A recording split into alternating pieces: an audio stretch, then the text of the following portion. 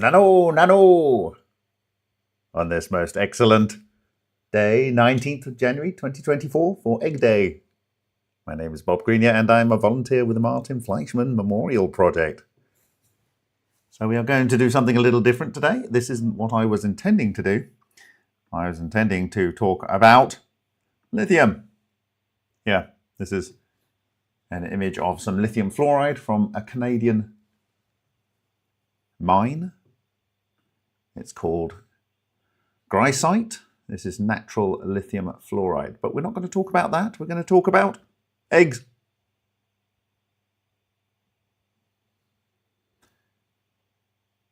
And several of you have realized that Mork and Mindy, Nanu, were had an egg involved. He came in an egg. Mork did. What a great comedian. Sad loss to comedy. How is everyone? Can you hear me? Hello, EBB, Zalapino, Cheffy, Matthew Reynolds, MF Lauda, Nanu, Vanilla Isis. Hi, Earthworm Jim. Hi, JK Philly Fan, Nathan Ford, Starfish Troopers, Athena Mac, Overwhelmed Games, Otto Nomic, Mick Avila, MEF, Weird UK, Brandon B. Hi, Artifact is in the house. Hello, Little Fish Estonias. It's so good to have you here.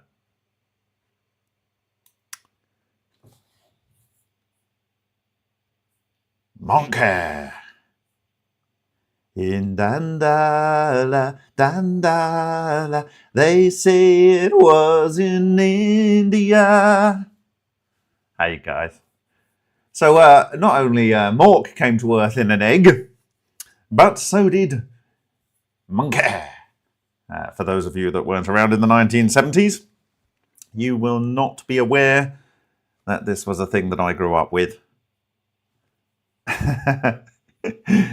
And Monkey, he had a vortex and an anti-vortex on his forehead, and in his navel, which is where, of course, the mother feeds the child in the womb, he had his own little vortex on his, what looks like a prize-fighting belt, which was quite appropriate, I guess. And then, of course, he has lots of vortices on one side and anti-vortices on the other side, on the bottom of his tunic.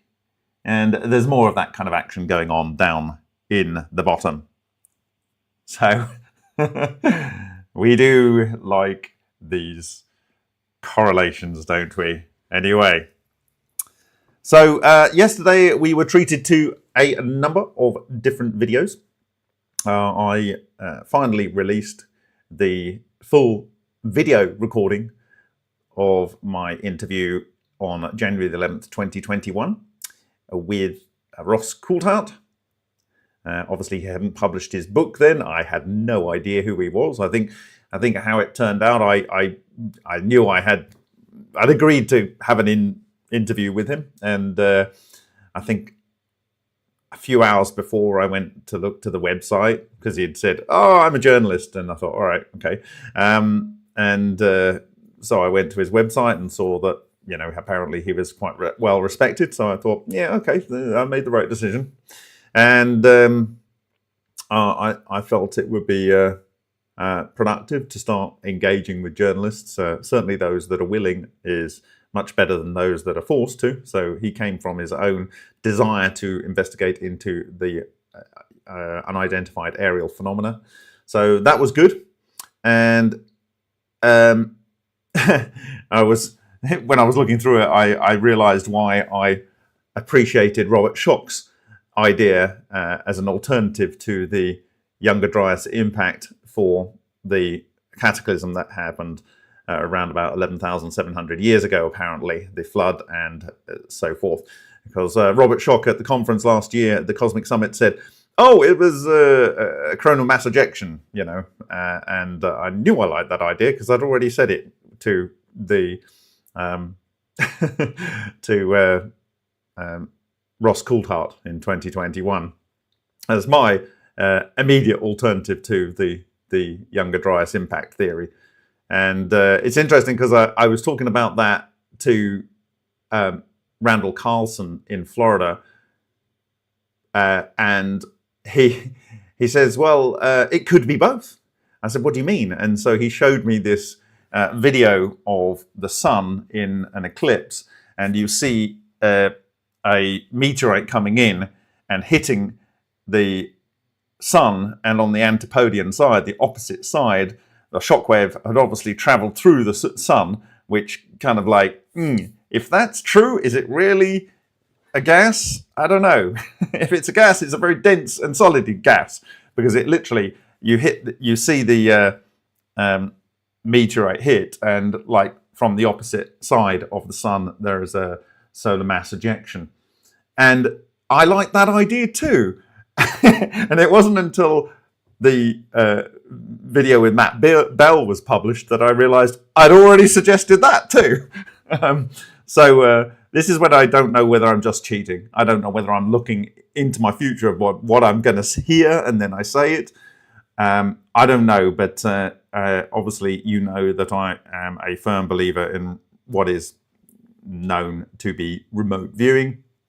And of course, there was also yesterday this wonderful video with Hal Puthoff, and I think the saddest thing that came out of that was that he said that he knows a lot of stuff, and he's going to err on the side of national security, and he's not even going to write it in a memoir that will be published after his death.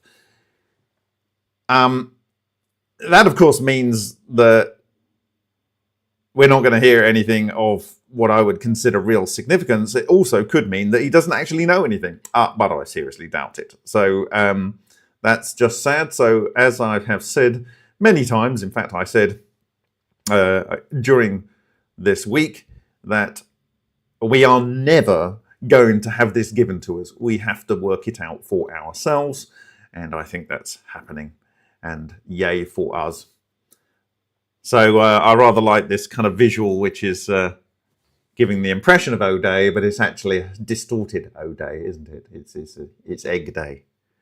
So what we're going to do here is going to look at a couple of things that came out of the Ross Coulthart and so forth interview yesterday, and I'm going to talk about a couple of things that I pulled out and what I think I can say about those things. If there's a question that you have of anything that I said, of anything that Ross Coulthart said, or that Jake Barber said, or any of the other characters involved in yesterday's multi-video marathon, then I will endeavour to ask them this eve. So yes, I break away from my intended scheduled programming to talk about lithium, which will be with the express purpose of explaining how I believe we can get a working device. So it'll be one link in the chain of how we can do that. And so anything that you find interesting about lithium between now and next week, please share it with me. But I've already got quite a lot to talk about and for you to consider. Okay, so where are we? What was I going to do here? Oh, yes, we go back here.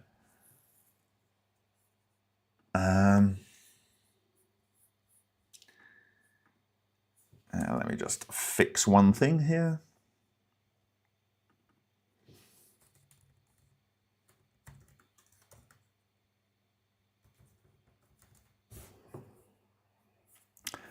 Okay, so what can we say about the egg as a thing? What we saw yesterday, if I can pull this up, I don't want to get a copyright strike. They had an issue with my video last week because of sharing the fire swirl. So I don't want to get a copyright strike, but I hope that the copyright people will be okay with me just showing still images. So we will try and manage this like that. Okay.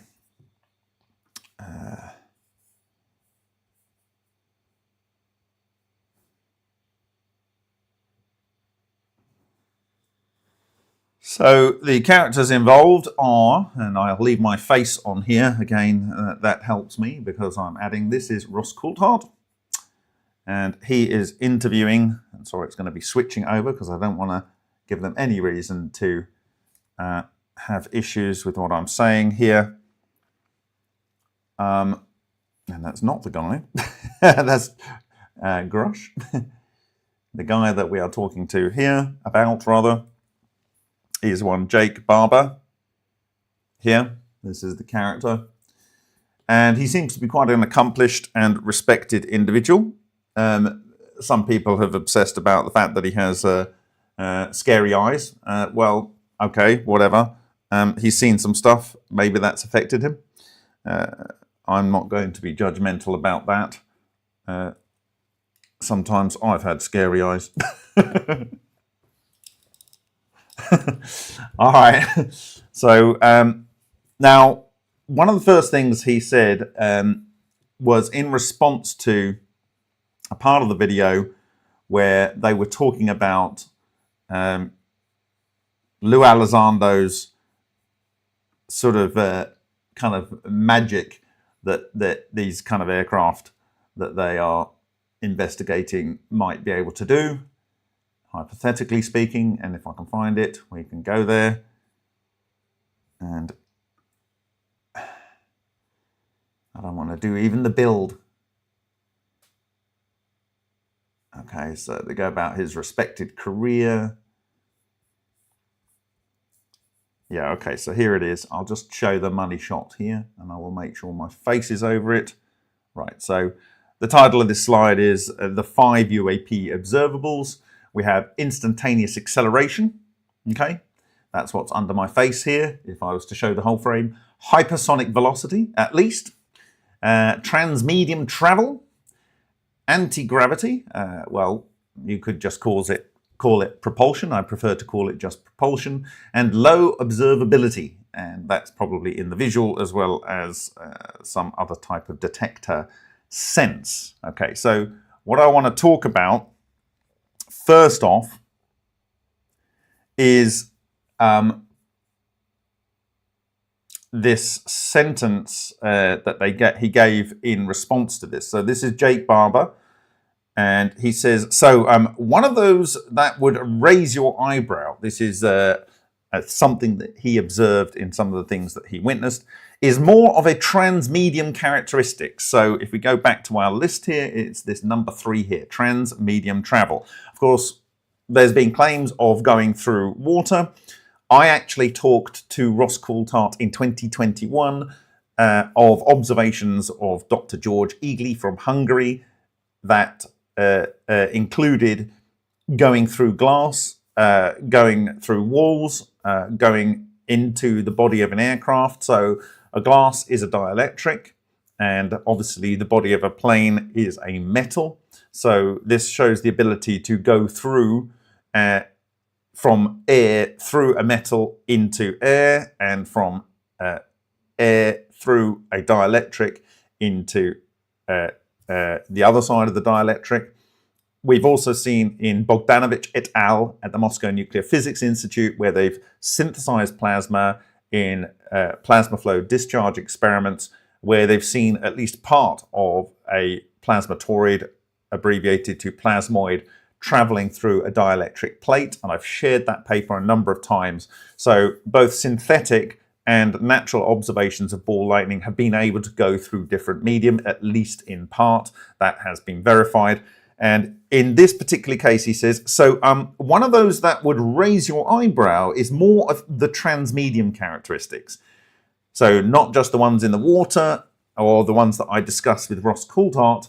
He said, because things would come from the ground, like from the earth, from a ridge, from a mountain, or could pass through. He didn't say what, but through a ridge or through a mountain or through the ground is suggested by what he's saying. Okay, so then Ross Coulthart sort of handshakes and says, so they'd come out of a ridge. And Jake Barber confirms by saying, out of a ridge. Yeah, okay. So this speaks to what I was saying to Ross Coulthart in my discussion with him at the beginning of 2021, over 4 years ago. And that is that for normal objects in the vacuum, that's the sort of stuff that you and I are made of, ordinary vacuum objects. I don't know what's going on there. I'm listening to myself over there. Ordinary vacuum objects, they are comprised of ordinary charged particles or charges. And these are protons and electrons that are of a particular size, which is what we're made of, which is what the ground is made of, which is what the water is made of, which is what the air is made of. And I've argued this before, and I'm going to argue it in much, much more specific detail in the future when I talk specifically about teleportation. Of course, I held up this piece of material from John Hutchison, which in my view had teleported, or parts of it had teleported and aggregated in a particular part of his lab near a large capacitor, according to his claims. So I'll talk about it more in the future, but the concept relies on what I was telling Ross Coulthart back on January the 11th, 2021. And that is that ordinary vacuum objects, they are quantized at the scale of normal electrons and normal protons. And when you make an exotic vacuum object, you've got to think of the overall structure as effectively a exotic vacuum object that is its own quantum object, but it is not resonant with ordinary matter in our realm. It's not in another dimension. It is in our dimension. It's in our dimension. Okay, there's no extra dimension going on, except it's resonant at a different frequency. And how I've described this in the past is that, like, if you have 2.45 gigahertz microwave Wi-Fi in your household, you may be aware that that actually is able to penetrate a large distance through your house. But if you get 5 gigahertz Wi-Fi, then it might be able to do faster data rates. Of course, it's actually a faster frequency, so you can transmit more data over it. However, it's closer in resonant frequency to the matter in the walls through which it's trying to propagate. So it cannot penetrate as far in your home. So you've got to think about that in reverse. If we've got a normal electron in the seat of our bum or on our chair, those things are repelling because they are resonant with each other. Okay, they interact because they are the same kind of structure in the vacuum. But when you have a much larger vacuum object, an exotic vacuum object, it's not resonant with normal electrons. And so it just doesn't see them. The interesting thing is that the matter inside also does not see them. Now, where this is a bit confusing for people is, well, there's a particle inside and that's got protons and electrons in it and so forth. But you've got to think of everything as a kind of like a wave, okay? It's a wave. There is no real particles. It's all actually a wave. And if you, in this packaged material, you've changed the dielectric constant, the physical vacuum, the epsilon zero, the permittivity of the vacuum. If you've changed that, then those waves are working in a different universe. It's not a different dimension, and it is within our universe, okay? But it is a different kind of universe which just slips right through our universe. It's not a different universe, if you know what I mean. It's still in our universe, but you've changed the space-time metrics within that bubble. And so it's like one does just not see the other. It just does not interact because there is no.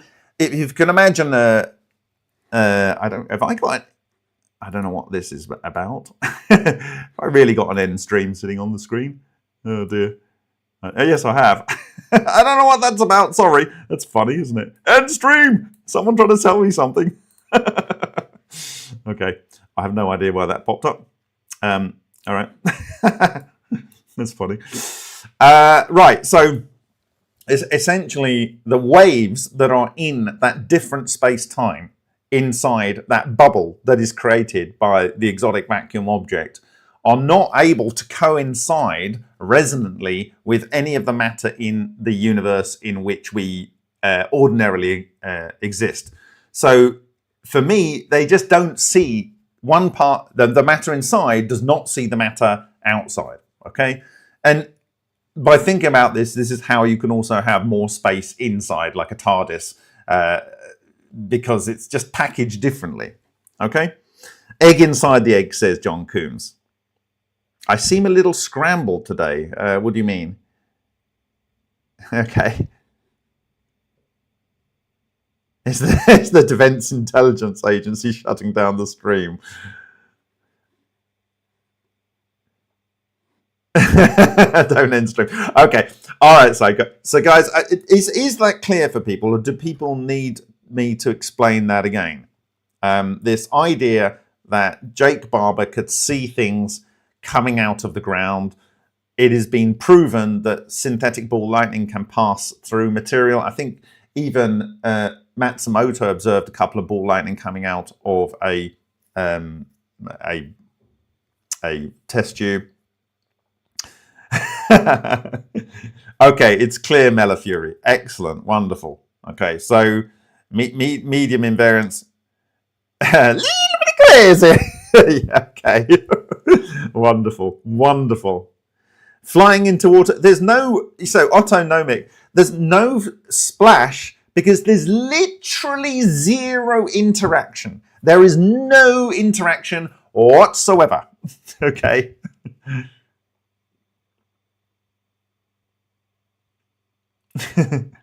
No interaction whatsoever. Yes. So there's no friction there. There's no, because what is friction? Friction is attraction and repulsion and binding and unbinding between charges, okay, that are in proximity to each other. If you change the space-time metric such that the waves in there and the properties of that space-time in that bubble are different, then there will be zero friction. So you're not causing a problem when you're moving through that area of space. Yeah, on the non-radiating boundary, Daz Pizzazz, within that, inside that bubble that you create, it's a different space-time. Yeah, so Zalipino, there's no problem thinking about why there's no splash. There's no problem thinking about why it can go into an airplane. There's no problem why it can walk through walls. There's no problem. This is what I say is, like, when you understand this technology, it's pretty scary what you can do. There's no barrier that can stop someone. If they want to go from point A to point B, there's no barrier that's going to stop them. Just slightly different equilibrium. No, it's a different space-time. You are changing the metrics of space-time so that none of the frequencies of the matter inside can possibly interact with any of the matter in our ordinary space-time. Okay? However, it's still in our universe, and it's not even in another dimension. So it's a universe within a universe, except it's actually created from within our universe. So it's like, yeah. I hope that's clear. In my mind, this is just trivial, but like I hope those concepts that I'm trying to get across to you, it makes it easy to understand. Yeah, future retrofusions, you're fitting in between the spaces. It's mini pixel. Yeah. Ah, okay. So very, very good. Yes, I actually I described how to teleport to a bunch of people in a car in Canada, and I will do a much better presentation of that. But you're on the right tracks there.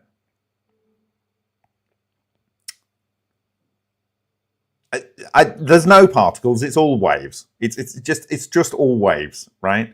and the waves are described by the space-time, and you change the space-time inside the structure. Klaus Kinski is saying, is it possible to step inside? No, once the boundary is formed, if you try and go through it, you can't, because you just basically can't. However, you can spin the structure down. When the boundary is not there, you can go into the zone in which this boundary can be formed, and you can spin it up again. What you must not do is be in the wrong part of the structure. So there's this very specific area that I have discussed, which is the only possible area you can be within this overall structure, where essentially, I guess, space-time is fairly similar to what it is in our ordinary space-time. So, but because of the flux of chi running through, it will mess with your consciousness, and you will be completely disconnected from normal Akashic record outside, which is, in my view, and I've described this before, it's the real cloud. It's the Akashic record. So you get disconnected from your connection to the reality in which you're ordinarily exist. So your consciousness goes a bit weird. You don't have a perception of ordinary time and those kind of things, because you're literally disconnected from source, you might say. The conscious tool that we have, which is our brain, is disconnected from source. The source is still there, and it'll come back when the overall confinement structure breaks down. And there might have been some time issues, because time will change differently. It'll exist differently within the bubble. So those are the things. So for me, his statement that he made about transmedium is completely explainable. Very, very simply. Okay. So the second thing he talked about was he was carrying around. No, I think we'll do the egg. We'll do the egg. I just got to prepare a little graphic here. I think we'll do the egg, and then we'll go on to, because this came out afterwards in the video. So I don't know whether they're going to give me a copyright strike here. I did think it was interesting that they decided to include this image and this image from what I call the thing, which I'm not going to correlate to here. That was at the 2 minute and 2 mark. And we will go and look at the so-called egg. And I'll only give an image here.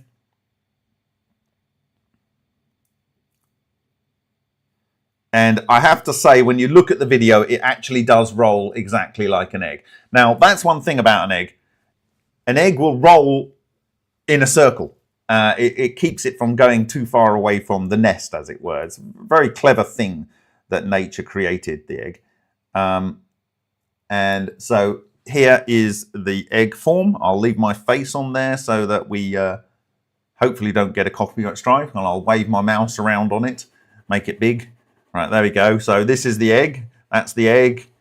It's definitely different from the one that they published, because they didn't have this ridiculous mouse running around on it. Definitely didn't have that mouse. And I'm going to keep talking. There's no voiceover from News Nation, but thank you, News Nation, for sharing this video. But there's a mouse all over it. So this is very, very different. It's our artistic license. Okay, there we go. So that is the egg.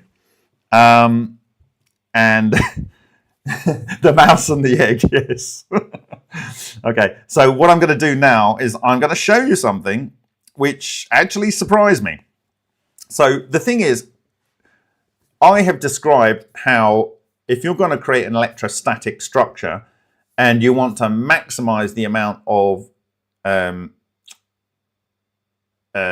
charge that you can acquire on that structure, you have only two choices. You have the sphere and the torus, because both of them have a single surface and both of them have minimum surface curvature. Obviously, the optimal one is a sphere. But you could argue that a sphere is effectively a horn torus. So a horn torus is where you have a torus, but the aspect ratio changes so much so that effectively it's a version of a sphere. A version of a torus is a sphere. So that's that. And the thing about an egg is it has several properties that nature has imbued upon it. One is obviously it's very strong. Two, the center of mass in an egg forces it to sit upright on the ground.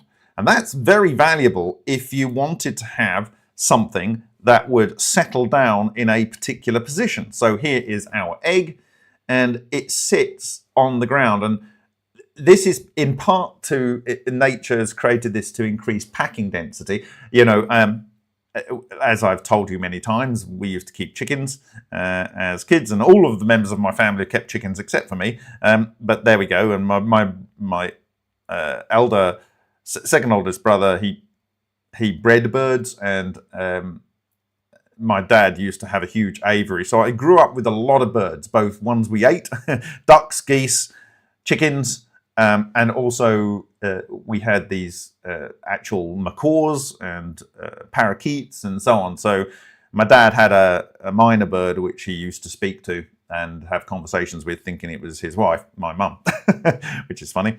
But anyway, so yeah, an egg center of mass is such that it will sit upright. This allows for greater packing density. But also what this will allow is, if you go back to the charge argument, you can imagine that you would get a higher net negative charge on the spike, and that would be upwards away from the ground, okay?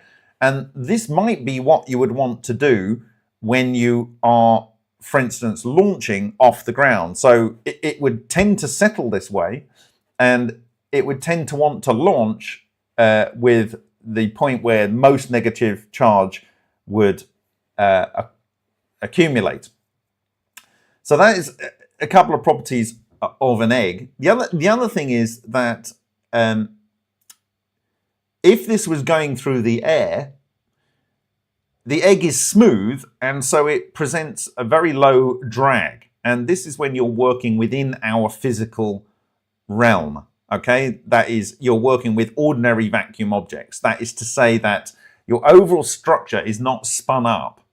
You would want the structure to have a pointy bit first, because at low speeds, it would be faster to move pointy bit forward, okay? At extremely high speeds, you would want to actually have the forward part of the structure being the flatter, fatter end of the egg, because you would get less drag through vorticity that would come out behind it. If you've got airflow coming around here, it would start to create vortices and Kármán street vortices coming out of here. Okay? So, but the point is that you only really need it to be pointing this direction of travel when you are starting to operate. And that makes sense if you want to launch off the ground, okay? You would want to come up this way. Now, this is just all facts about an egg, okay? So I thought, well, why don't we overlay our sacred geometry that we have derived from study of hydrodynamics and from the study of magnetohydrodynamics, and see what we end up with, okay? So I have produced this image, and I will share this on remoteview.icu afterwards at some point next week. And let me just bring up the, where are we? Window, layers, okay.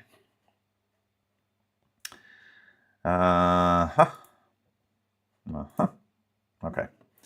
So many of you may have seen this image before. It is available on a link, which I have given a bit.ly link, so you can go and get it yourself quite easily. And they say it's the geometry of the egg here. And you can see that if we take phi to be this distance here, and 2 phi to be this distance, then the height of the egg is phi cubed. Okay? And that you can construct the ordinary shape of an egg out of many, many phi ratios. Okay? So now if we take this, and I'm just going to blot out these construction lines here, clear those out so you can see a little bit clearer the overall construction of the egg. For those that want to go and see this, it's bit.ly/egg-geo. You can go and see that, okay? Yes, and of course, Victor Schauberger liked his eggs and his impeller and so forth, okay? That is the 1 to 1.6 ratio, the golden ratio. Yes, that is what it is. Okay, so if we overlay our sacred geometry, and I actually could not believe this when I did it. I just could not believe it. When you have the bottom of the sacred geometry touching the bottom of the inside of the egg, and you have the bits that we have identified in the magnetohydrodynamic structures have an event horizon in the apple form here, this apple form here, yes? So there's almost a zero effect outside, and there's a kind of like a few tens, maybe 50 or 100 nanometers where we showed that it ripped copper off the Binge-Huang reactor. Unbelievably to me, the top of the non-radiating boundary is exactly and precisely the inside of the egg here. Okay? So what this means is when you spin this up to a point that it might levitate, and that the flux would be coming through here, and we would be moving this into the direction, it would, pull in the chi from here. The electrodynamics would be inside. But when it was spun up, the whole thing would appear as a sphere. Because just as it does in the pyramid, and just as it does in ball lightning, the glowing appears on the outside of the non-radiating boundary. Okay? Inside the non-radiating boundary, you have a change in the permittivity of the vacuum. You have a change in the space-time metrics inside. So, when this is completely spun up, then it's irrelevant which direction it's facing. It's irrelevant which direction it's facing. But when it's starting, it can sit on the ground. It can sit on the ground like this. The charge will be greatest on the top and the focused, and its direction of launching will be up from the ground. It'll be up from the ground. Okay? It'll be up from the ground. And so we know that this is a boundary. We know that this is a boundary. We know that this is a boundary. It's an event horizon. But when the overall magnetohydrodynamic structure, the non-radiating boundary exactly and precisely coincides with the bottom of the egg and the top of the egg. To me, this is... I don't know how this can't be a real thing. I don't know how it can't be a real thing. So people might go, what? It's an egg? Seriously? But there you have it. The magnetohydrodynamics and the non-radiating boundary, its position at which it would occur once the thing is in full operational speed mode, they are exactly and precisely in the right place for this to appear as a sphere, but to enable for it to fly optimally at low speeds as well.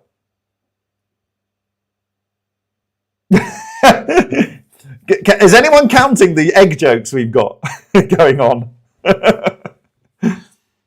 So yeah, it's just amazing that, like, the egg, one of the superfood of the universe,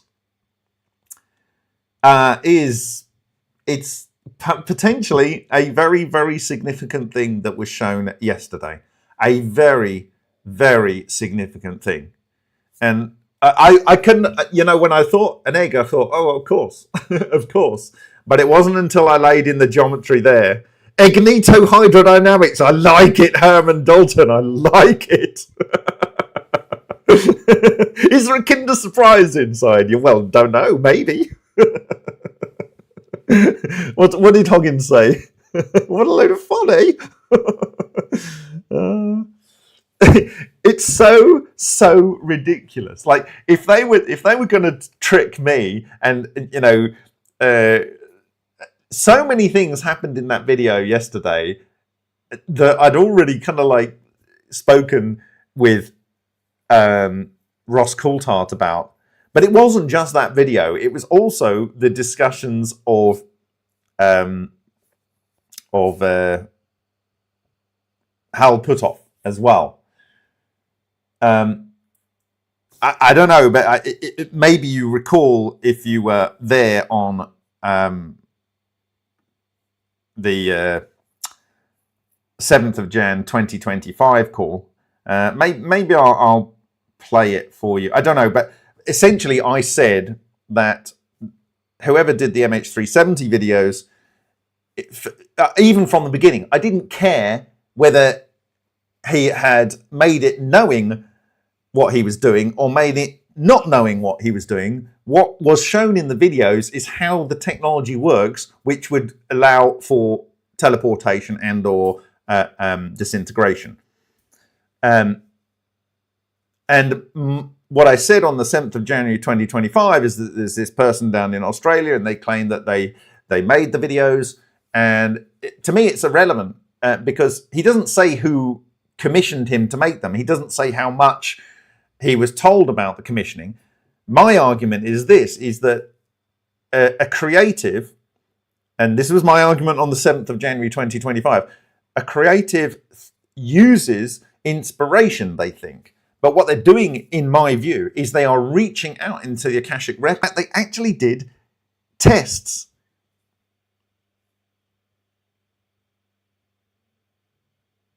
Okay, I think we're back. I don't know what you've missed. I am recording it locally, so nothing will ever be missed. I'd say 30 seconds. So basically, I was saying that I had said on the 7th of January 2025 at position 4002 in the Evo Labs open call that I believe that remote viewing is inherent in very good creatives, in the ability to ask the Akashic record or the source to give inspiration to the creator. Whether that's in music, because I've talked about this in the case of Bob Geldof, and Tell Me Why I Don't Like Mondays, the fact that I think he's predicting a future where people will put silicon chips inside their head. And I said this many, many years ago to Andrew Johnson. I think I have a recording of that call. That I believe that's because they are able to look into the future by seeking into the Akashic record. And I said this again on this call with respect to this person claiming to be the author of the MH370 videos. And to me, it's irrelevant. It's always been irrelevant. If you go and look at my initial thing before he ever spoke to Ashton Forbes, it didn't matter to me how they were made. They are showing the process. So it doesn't matter whether they're real video or they're fake video. It's showing the process that you would need to do. And so it's irrelevant. And it could have been that he was told some things by the person that commissioned the work from him, or he was told nothing. And I suggested in the 7th of January discussion that it's almost better that he wasn't told anything. Well, blow me down if Hal Puthoff, when he was asked about this picture that was behind him, said that this was created by Ingo Swann, their best ever remote viewer. And they said it's interesting that remote viewers that are very good are also good artists. And they actually, apparently, I don't know whether it was him or one of the other guys on the call, they said they did a study on some people when they're taught to do some remote viewing and when they were doing art. I don't know, but they found a correlation in brainwaves between that supported this notion. Anyway, so it was just weird how basically supporting what I had claimed there. So anyway, I will go back to the excellent material of the day here. So I know you're all exuberant about what's being discussed, and thank you for dialing in here. So essentially, to summarize with respect to the shape of an egg, when an egg is on the ground, its center of mass is kind of somewhere here, which means it likes to sit this way up. It allows for packing density in the nest, as it were. It also allows for maximum heat transfer to the internals of the egg when it is when the bird is brooding on the eggs, allowing the chick to grow inside the egg. And I think that thermal heat transfer maximization is basically telling you, because a thermal photon is still a photon. So any photon or indeed waves that need to go through this boundary will be optimized to go through this boundary in a certain way based on its shape. And I argue that this will allow for more space charge on the top, which will allow it to propel in this direction, which is the optimal direction to the point, towards the pointy edge at low speeds. At high speeds, it would be the opposite because of turbulence. However, it's irrelevant at high speeds because at high speeds, the non-radiating boundary would be invoked. There's a different space-time metric which incorporates the entire structure of the egg. The structure would then seem like it is a glowing sphere in the sky, and this fits totally logically with the observed phenomena. Okay. So the next point I would like to discuss is Jake Barber says, I lost every hair on my body. And I also lost the skin on my arms. And Ross Coulthart said, so the skin actually falling off your body? And Jake Barber said, yeah, like not just falling off, like it was lopping off within a couple of days, like a severe sunburn. I ended up developing a severe heart murmur that I had never had before. Okay? And to me, that sounds like acute X-ray radiation exposure. Now, let's have a look at what Shishkin wrote and sent to me last week, which we discussed last week. And I translated for you. Okay. So this paper was a phenomenological model of radiation exposure. And this is not just talking about normal radiation. He's talking about ether solitons here. Ether solitons. And ether solitons are exotic vacuum objects. There are three types: low energy solitons, medium energy solitons, and high energy solitons. Normally in the environment where Ken Shoulders says exotic vacuum objects are actually ubiquitous, there are a vast number of low energy solitons. These are static electricity, just so that we're clear about what we're talking about here. Okay. He talks about the means of generating these things. This is the direction of travel where the spin jet comes out. So your egg peak would be up here. Your exotic vacuum object would be of this kind of structure. And this is what is interesting, is coming in here. And this comes in at all fractal levels. So one, you have a string beam that comes out here, but you also have a pulling in, a flux of etheric matter that comes into the navel. And we've seen this in the ball lightning cardioid infarction sample in the Sapphire extended work that we did in the Vega reactors of Henk Uren, where there's this kind of triangular section exactly equivalent to the 1992 images in Mikhail Solin's quantum coherent nuclear reactor patent. And in there is where matter gets heavily disrupted. And if you remember, I showed these hexagonal sections, and I said that that is a flux of whatever the ether is coming through. It's a superfluid or whatever it's being pulled, whatever it is, it's being pulled through there. And this is what causes disruption of matter in a tornado. And what I'm going to argue what might have occurred to this poor individual is either direct X-ray exposure or X-ray exposure because of an increased flux being pulled through their bodies, and or what he then goes on to say. Okay, and what he goes on to say is that they didn't know what was in the box, that is the people transporting it, and it got turned on or turned off. That's his speculation for what caused his and the other party's injuries that were involved in this particular moving of this item that was in this box. And in both cases, there is a potential explanation. The easiest one to explain, potentially, is that the device got turned off.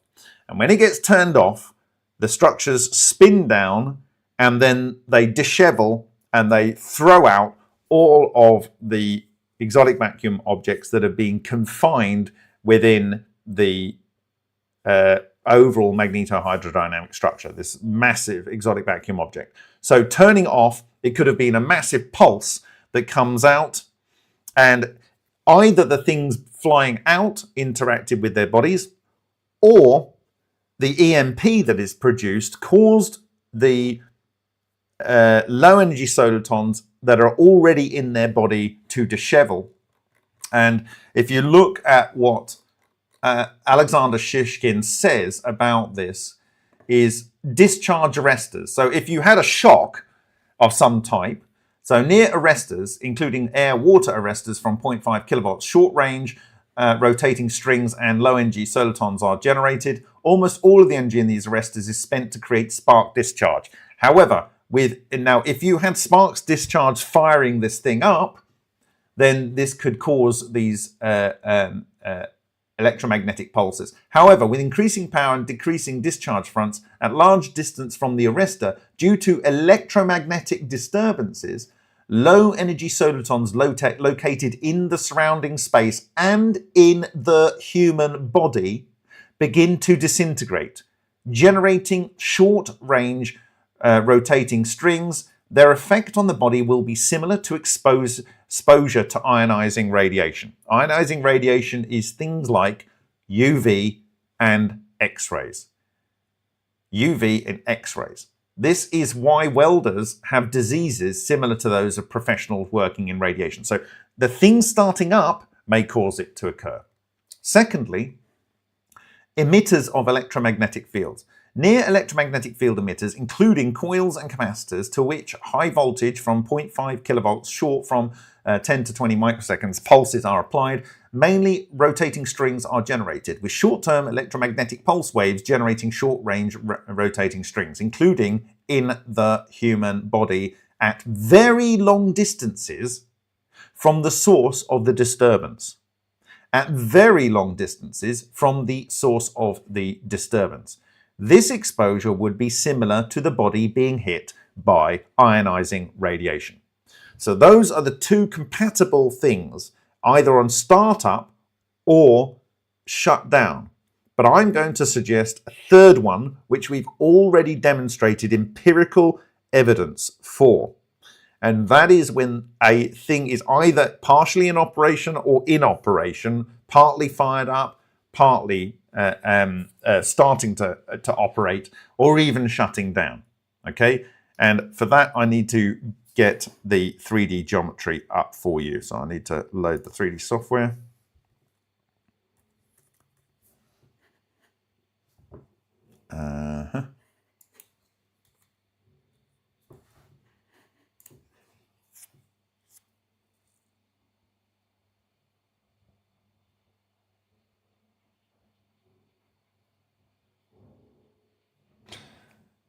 I've seen a lot of toroids. Herman Dalton sent 2 water toroids towards each other. I've seen lots of water toroids. I've seen toroids in water with colours put into them.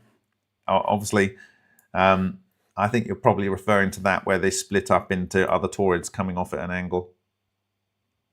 HR says, hey, what is that document? So the document is my translated document on remote view called a phenomenological model of radiation exposure. Okay, and this is the latest thoughts of the guy that worked for the last 13 years before his death with Vladimirovich Dubovik, the guy that discovered in 1965 in his thesis, published in 1967 at Dubna, the nuclear research city in the former Soviet Union, the toroidal moment on which all of this stuff is based. So Shishkin is the last person to work with Dubovik for over 1 decade. Right.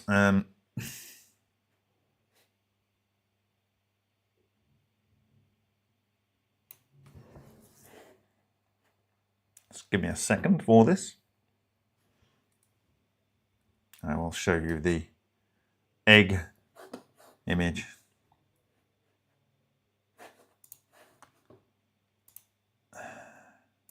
Whilst it's loading up.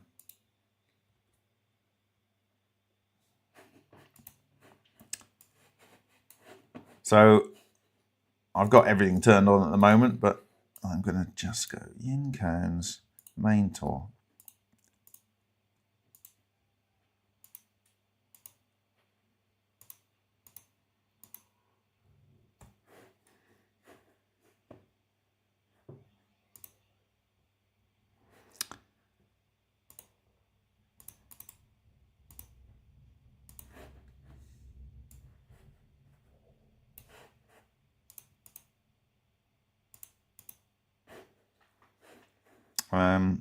Lemon. No, it's all right. Give me a second. I'll be with you soon. All right, I'll just show it on the screen here.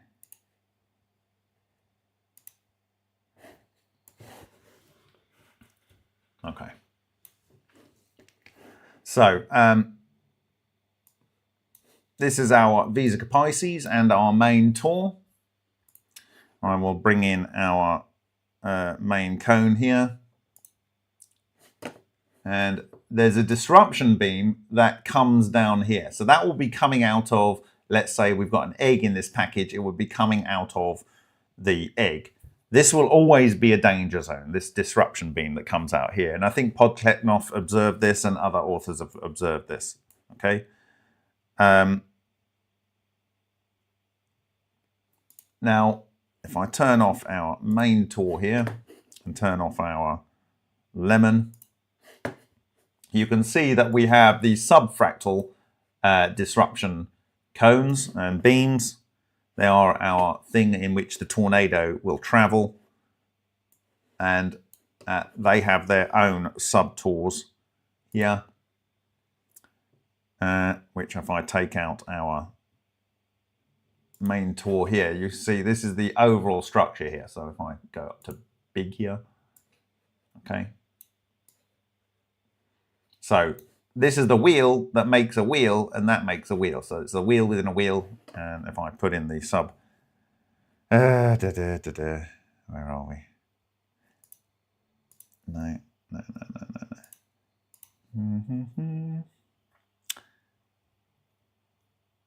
Okay. There are subtours. Okay. Now, the disruption beams here are what I'm talking about. Okay? And they extend quite a long way. And the reason I got them this length is because that was derived from experiment. So our overall apple is here, and our overall outer shell, the non-radiating boundary, is here. So there will be one big beam that comes out through this one, and there will also be two sub-beams that come up and down here. Now, we don't know when he sustained his injury. Was it on loading this thing, unloading it? If you can imagine that if this was arranged in the on the ground in a particular way, that they might have been exposed to this in such a... So if you imagine you had a person and they were loading this device up, and they happened to walk into this area or this area, if it was standing upright, when they went to go and package it and lift it or wrap the straps around it, they might have been exposed to the disruption here. And if it was lying flat on the ground, then there is a disruption beam that comes out of the back here. Okay, there's a huge disruption beam that comes out the back here. It's a much bigger one as well. And what is that?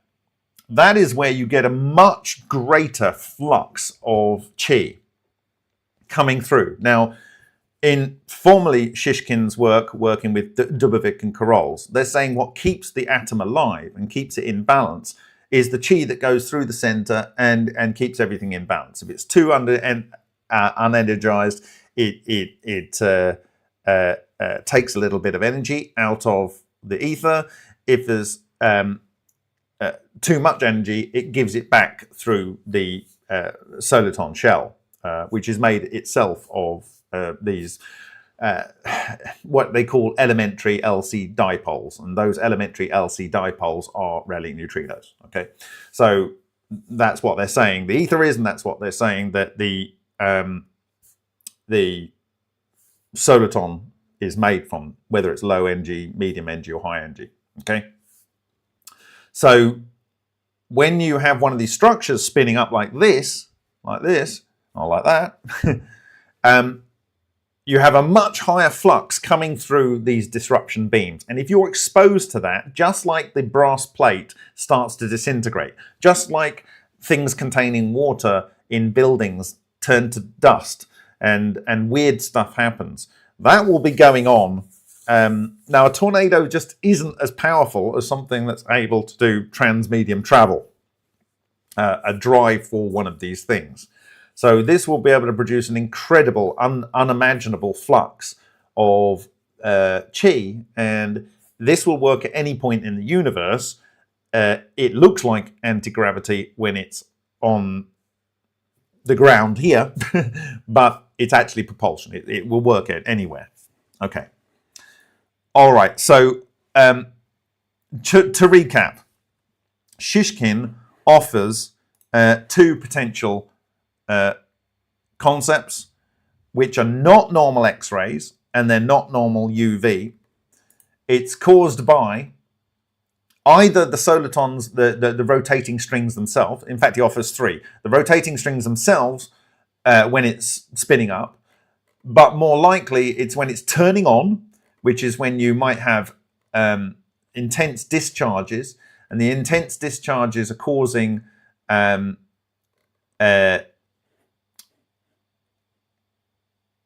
electromagnetic disturbances. They influence the low energy solitons within our body, and their effect on the body will be similar to exposure to ionizing radiation, except what he's saying is that the structures, they convert from something that is beneficial to your body to something that is producing 10 to the 11 high energy, up to 10 kiloelectron volt electrons within inside your body. So if you can imagine billions of these things inside your body converting into up to 10 kiloelectron volt electrons, it's going to do a lot of damage. And he actually defines what the damage is in his paper, A New Type of Penetrating Radiation, which I shared from 2018. Then the second one is emitters of electromagnetic fields. So if you get a pulse wave, which you will get when these things are shut down. So this would be starting up, this would be shutting down. This would lead to the breakup of exposure to something that would be similar to being hit by ionizing radiation. I'm arguing that there is a potential other way that this could be occurring, which is when the thing is operating, it's pulling too much chi, a flux is coming through such that it is over-energizing the matter, not in a thermal way, right the way down to the atomic way, so that then the atoms, particularly water molecules, they kind of fall apart, and so it would damage cells as water turns to water gas. This is not water gas that's at a thermal temperature that converts it into a gas. This is why I'm saying potentially in HHO cavitation generators, there is like Roish and Amarza's, it's producing water gas, but it's producing it not necessarily by thermal boiling or by electrolysis. Part of it is to do with weird overcharging and structuring of water molecules in such a way that they form buckyballs that have a similar charge expressed on the outside, so that they end up producing a gas of water, but it's not steam, if you know what I mean. So the same thing can be going on in the body, causes damage to the cells, and the body has no option but to slough these things off. So I think that's probably what happened to him. One or three of these potential options. Okay, now let's deal with the next point. I know I think that's the major takeaways I have from the streams of last night. I think it's highly plausible what was shared.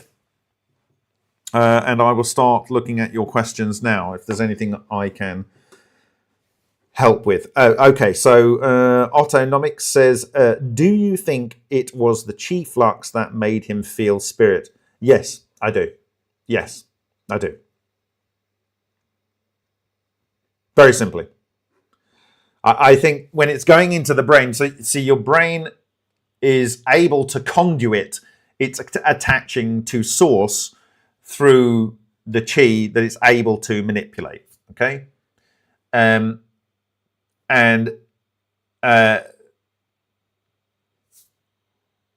by having a higher amount of chi, he will have felt elated, but it could have overdriven his cells in the way that I've described. Oh, I like it, Tammy. Very funny. Who doesn't like cheese on eggs? Too good. Oh, what a lot of fun. He had overcharged consciousness. Yeah, so like when you see these films where, I don't know, Raiders of the Lost Ark, I don't know what it is, like where they get a download into their brain, they end up exploding, and I'm not surprised. It's overloading with chi. You're hooked in. Okay. Omelette de fromage. Very good.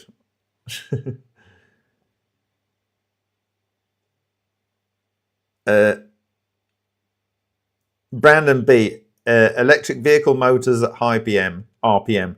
Yep, there could be issues with those. So Herman Dalton says, so could we do something to charge us, but not too much? What you do, and Shishkin's done this, many authors have done this, you create these low energy solitons, and they are magnetic. Sometimes they can be charged, but they're magnetic, okay? And they bind, in my view, and in the view of Leonid Oredzkiev and some others, to the paramagnetic oxygen dissolved in water. And I believe that this is why, in 1995, Sundaresan, on secondment from the Nuclear Research Facility at Babur Atomic Research Center in Delhi, at Texas A&M, working with the world's greatest electrochemist, John Bockris, was only able to synthesize iron in carbon arc experiments when they had dissolved oxygen in the water. Okay, so obviously you've got exotic vacuum objects being produced, you've got spark discharges. This will produce a range of energy solitons. It will also disassociate the water. That will give you hydrogen. Hydrogen is 2,000 to 4,000 times easier to produce these exotic vacuum objects, aka low, medium, and high energy solitons of clusters of relic neutrinos.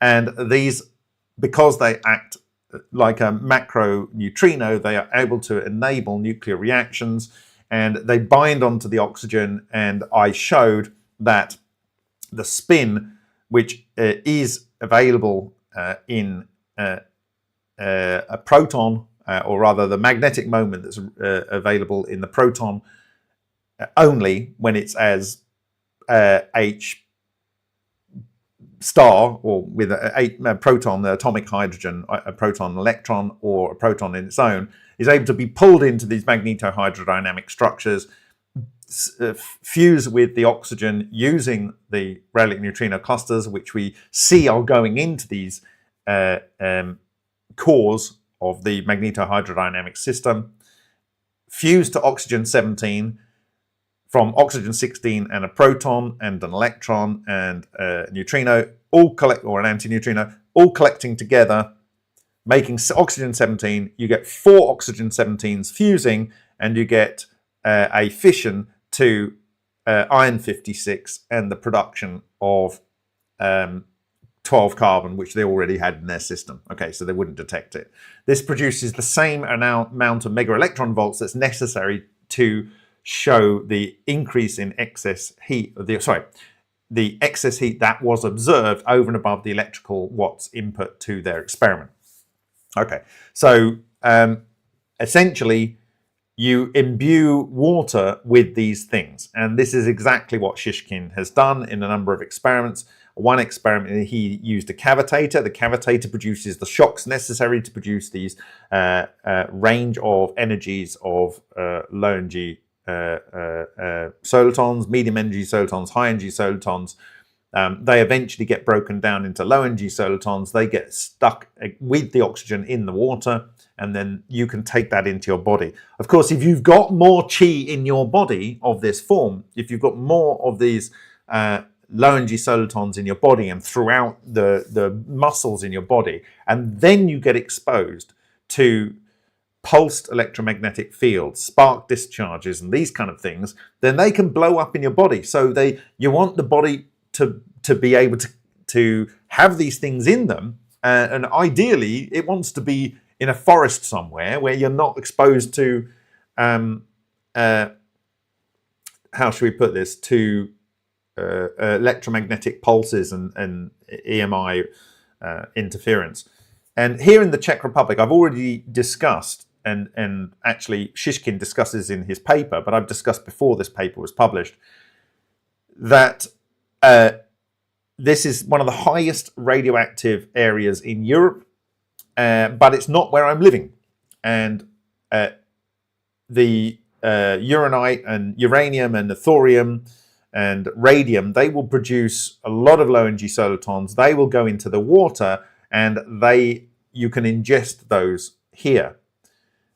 When you have an illness in the Czech Republic, like you have say heart surgery or whatever, they send you off to a spa, and the spas are in forested areas, low population areas, and you are given a couple of weeks to recover.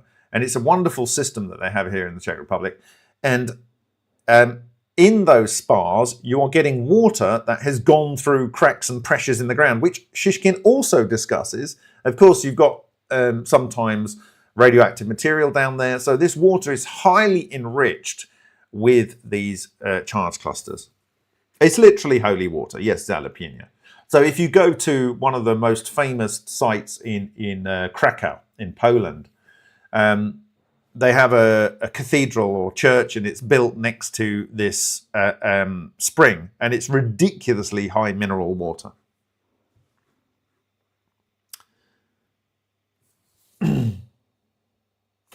So Herman Dalton says, I guess my mind went to charged person being able to remote view easier. Yes, that will be the case. That will be the case. I believe my ability to remote view increases during the winter. And the partly the reason is the highest flux of chi that the Earth goes through is in that December 10th to the 14th, when the Earth in the northern hemisphere is going through the highest speed of ether. That's one. And the second one is because I harvest and I eat a huge amount of mushrooms over the winter, and I believe that is one reason that I have a high level of chi. And in fact, I've discussed this before. Alexander Parkhomov and I, we joke about he's nearly 80 now, and he's sent this summary of his work in this field, and he's asked me to or given me permission to translate it, and I will do that in due course. And I said that's a very good age, 80, to be living to. I'll actually, and I joked it's probably because of the mushrooms, and I'll just say what he wrote to me last week, and that is here. Here we go. Okay, he said,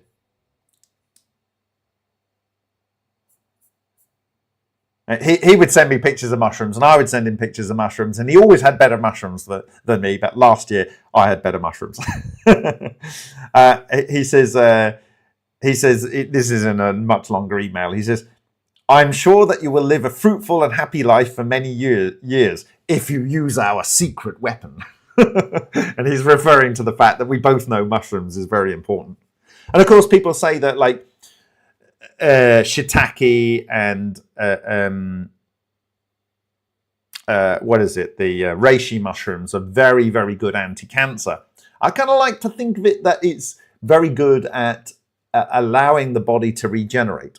And so the body doesn't struggle to regenerate, so it's less likely that you suffer from cancer.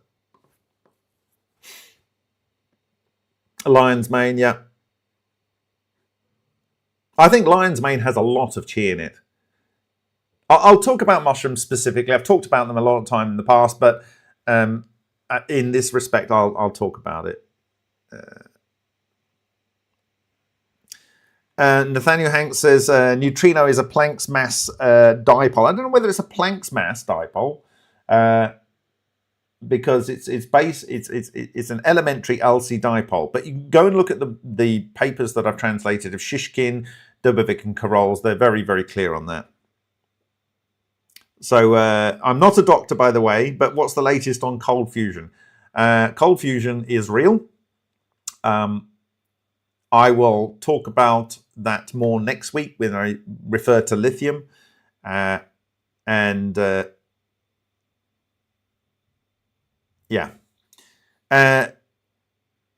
Sapio Suicide says, that's an interesting handle. How would you define chi? Chi is, in my view, relic neutrino clusters, and ideally in the absorbable form, in the form of what Shishkin calls low energy solitons, but they are form exotic vacuum object. It's internally, it is to matter, it is the hidden energy within all matter. So you are releasing these low energy solitons from ordinary atoms, and hydrogen is the easiest atom to release these from, which is 2 to 4,000 times easier than any other element beyond lithium. Listen to what I said there. I've said this many times, beyond lithium. Lithium was going to be the subject for today, but we'll talk about that another time. I get wrecked. Okay.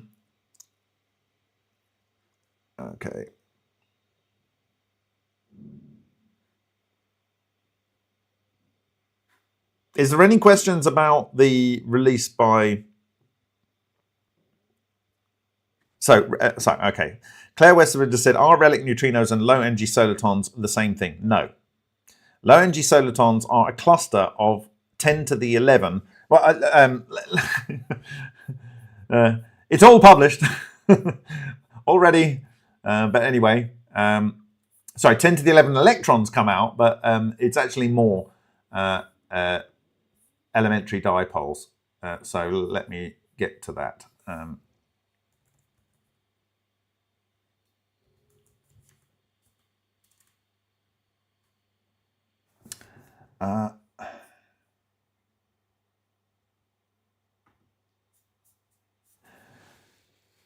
So it's under suggested model for cold transformation of elements. I think it is. And you can see here. Right, so magnetotoroelectrical cluster contains 6.93 times 10 to the power 20 elementary LC dipoles, background cold neutrinos, BCN quanta. This is what Alexander Parkhomov calls low energy neutrinos or cold neutrinos. Okay, so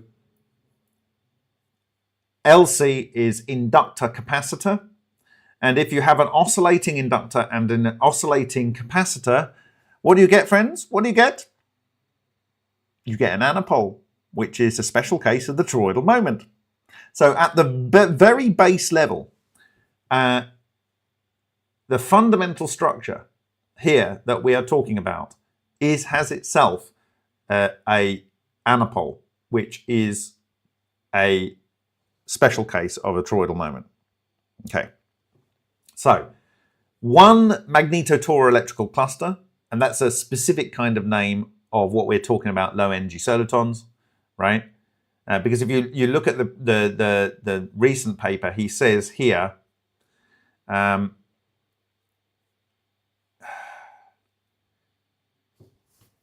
la la la la. In 2010, a new type of penetrating radiation was experimentally registered using photoemulsion detectors. The smallest units or quanta of this unidentified radiation form a dynamic, closed, toroidal, donut-shaped vortex structure. This structure is composed of elements from the primordial matter known as ether. Therefore, these quanta can... This structure is composed of elements from the primordial matter known as ether. Okay? Therefore, these quanta can rightfully be called ether solitons. Ether solitons arise from any critical impact on matter, for example, mechanical shocks, high voltage discharges, ionizing radiation, and high pressure. These quanta have various traces on the surface of photodetectors. In our experimental work, 3 components of the spectrum of ether solitons were registered, and he actually starts off here. Where is it? He does explain that this is an extension of his thinking on magnetotoroelectrical radiation. And magnetotoroelectrical radiation is neutral. Solitons of Rayleigh neutrinos, if they have charges attached to them, they become magnetotoroelectrical clusters, okay? Which I was just showing you in the previous thing. Okay. Let me see if I can find that. MTE. Oh, no. Anyway, what was I looking at before? This one. No, I wasn't looking at that. No, where has it gone? Okay. Let me find that again. Give me a sec. Should answer the question I'm answering rather than several other. Okay, here we go. So his model was a bit wonky then, but he's taken the model that is been fairly verified by my study of Benjamin Huang's reactors. Okay, so an MTEC contains 6.93 times 10 to the 20 elementary LC dipoles. An MTEC consists of 7.71 times 10 to the power 10 electronic vortices, EVs. Okay, each EV contains 0.89 times 10 to the 10 elementary LC dipoles. So you take the EVs and you multiply that by the elementary LC dipoles, and you end up with a magnetotoroelectrical cluster. Okay, so this is a fractal structure of EVs, and the EVs are composed of elementary LC dipoles. It's all wheels within wheels within wheels. Okay? All right.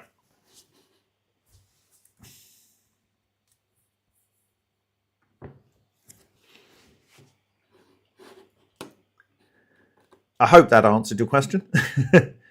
All right, I'm going to go up and see what other questions you have. Weeby cheese, says Corky. Excellent. Weeby chilling. Oh, very good.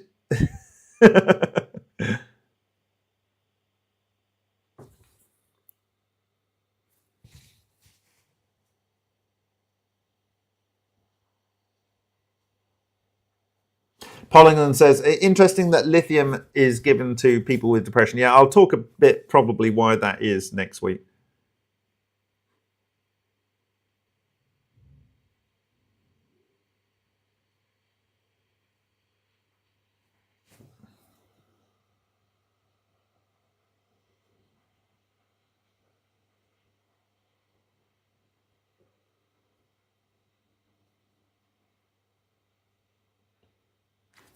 How does it vector gyroscope consciousness assist? Consciousness, in my view, is driven by toroidal moments in our brain. The toroidal moments will be able to influence the toroidal moments in the vehicle. That gives you a conscious connection to the vehicle.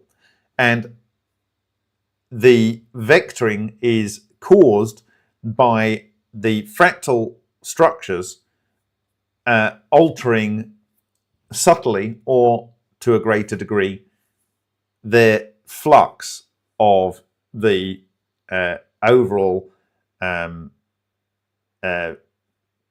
toroidal moment, basically. So it can vector and change its direction extremely, extremely quickly, and it's done by thought. You don't need AI. We've got real AI, real intelligence. You just need to connect to them. And you would imagine that if we were to call the structure inside here, inside this egg, and it is in fact, how should we put this? It is, wait, I don't want to do that. I don't want to do that either. I want to do, what do I want to do? I'm struggling to get what I want here.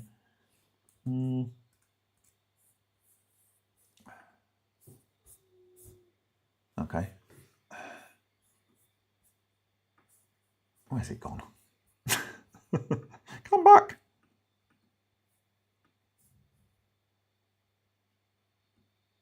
There we go. In the geometry here, you have the toroid, which if I can find it here, where are we? Our fractal toroid is here, and in its subsections, if you change the influence on these individual things, they will change the vector through which the beam is moving through, and it'll just move around one way or the other. Okay. Let's remove that. Where are we? There we go.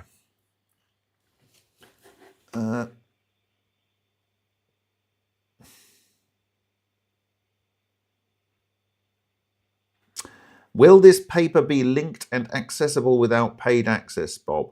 If you're referring to the one that I translated from last week, it's already available on remote view for everyone. It's just there. Where are we? It's just there. It's there. Just click on it and read it. If you can't bother to read it, I've even done a read through.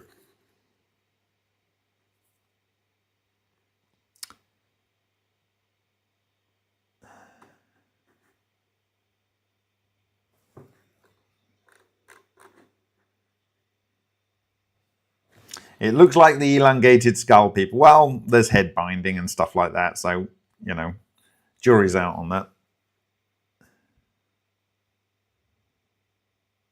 Which came first, the chi or the egg? Definitely the chi.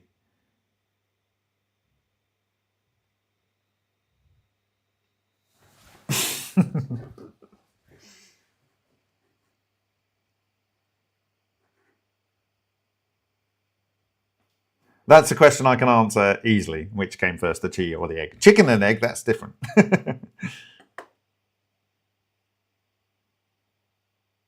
Okay. I've seen the skull in Malta that was meant to be similar to one of these things, but it's a genetic birth defect.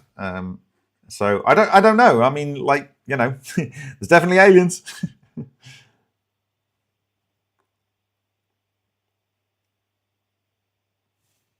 Phi's everywhere in these structures. MF Lauder, what about skulls with higher brain mass? I actually think that almost more important than brain mass is ability to connect to the Akashic record. You're going to be able to get more information and store more information easier. And if you've got a really good access and read-write to that, rather than having a large amount of local storage, as it were.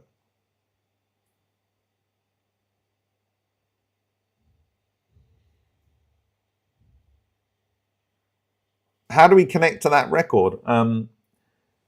You can connect to it in a controlled fashion by relaxing, meditating, those kind of things. You can get, and that will still be within your access, read-write access, and within your bloodline, and within those that have given you their private, public keys, rather, through love.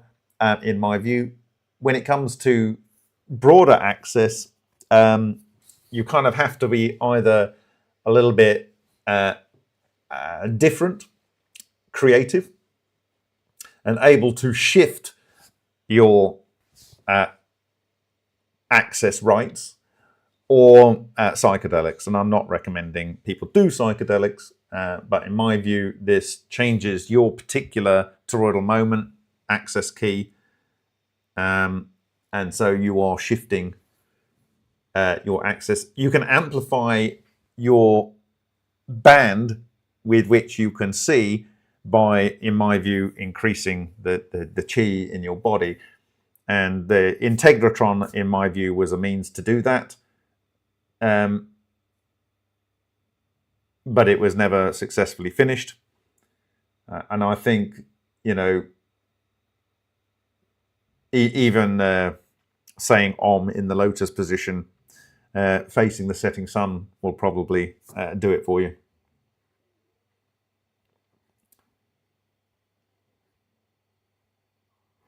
Cathedral, standing in the right part of a cathedral will do it, not in the disruption zone part of the cathedral where the great unwashed stand, but I would suggest in the center of the cross of a normal cathedral would be a good place to stand. Vibrating your skull with Om would be good. It would probably focus in the right places. Pearl coating on the egg, any relevance? On an egg normally, or on an egg that might be a propulsion system? Scoggy Hoggins, why the setting sun? In the setting sun, you have low frequency infrared, and rising sun will work too. You're right. Again, in both cases, you have low frequency infrared. And I think that's important. I think that's important because it sets up blood flow in your body. But you can do this maybe by doing hot yoga. Hot yoga gives you the same kind of frequency of thermal photons, which I think are very important to get your body in the right state of free flow, oxygenating in the right place. And as I say, the oxygen is the carrier.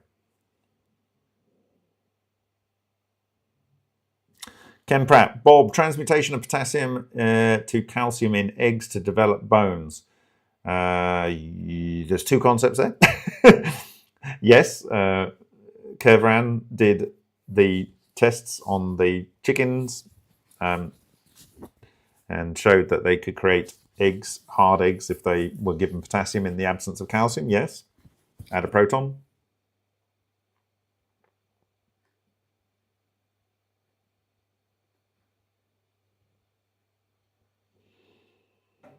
I would imagine that there are some people that understand this. But for me, this today was just spectacular, finding out that a thing that would want to launch would be good to be an egg because it would sit fat end down because of its center of gravity. Okay. It would launch in the upward direction, in part because the space charge would be higher on the top, in part because that's pointing upwards, and in part because at low velocities that would present the lowest drag coefficient to the overall shape. And then as the thing spins up, it doesn't really matter because the non-radiating boundary takes over and the space-time changes inside. And the overall structure does not see a matter in our ordinary space-time in a way that prevents it from traveling through it.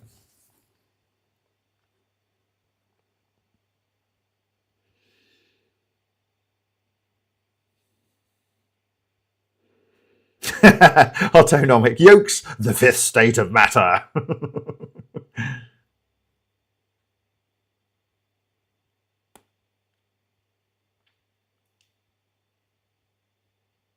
So Sapio Suicide said, so basically we learned today that if you want to build an anti-gravity craft, make it an egg shape. I think it's a pretty good approach, actually. I think it can be a sphere. I think it can also be a pyramid. A pyramid's a good shape. A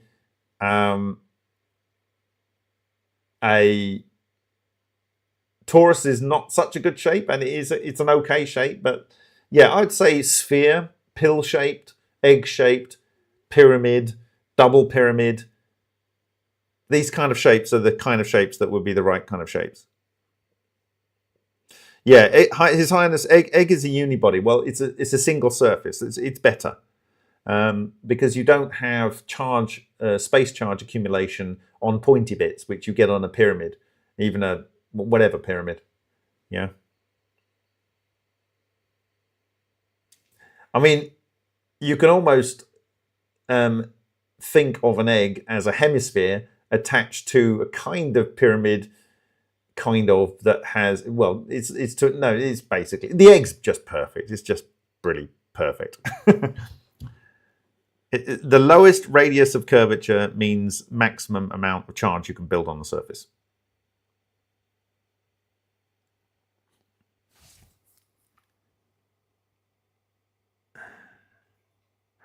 So Bobby Ken 2 says, Bob, my hypothesis is wheel within wheel within wheel is modeling processes. A process, i.e. creation is modeling of ether.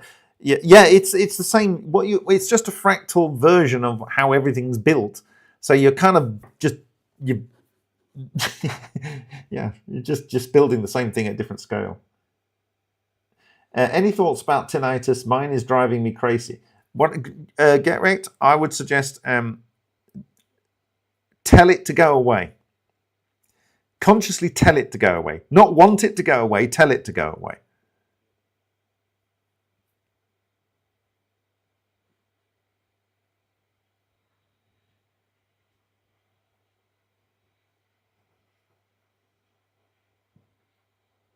MF Ladder says, an egg within an egg within an egg. Well, it's a wheel within a wheel within a wheel. But I get you. It kind of is that in its own way.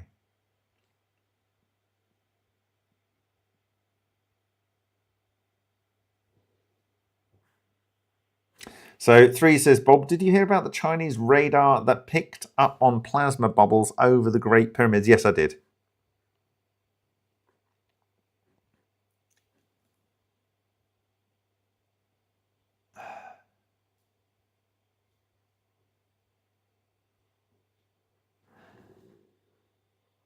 Quick coffee. Coffee is a vasoconstrictor. It's why it's good for stopping migraines. There's a big vessel at the back of the head that constricts and it stops a pulsation in the brain. Maybe tinnitus in your case, I don't know, but anyway, maybe quitting coffee might help for the inverse reason.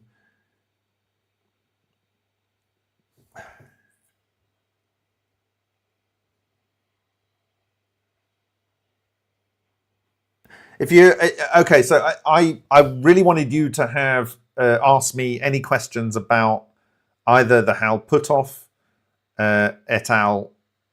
Q&A, the egg release video with Russ Coulthart, or my video with Russ Coulthart. If not, then please ask these questions in the Remote View blog for today. I will endeavour to answer them. And I'm just going to do a brief run through. So if you've got any questions on... So Nathaniel Hanks says, could the egg be an engineerable Fresnel zone controlling gravity? Why using the term Fresnel? Because Fresnel is about how something looks at an angle. I don't know why you're using that term. But what I'll say is that it certainly seems to be the right thing to have a launch vehicle, weirdly the same as an egg. And perhaps that is why Mork came in an egg, and perhaps that's why Monkey came in an egg.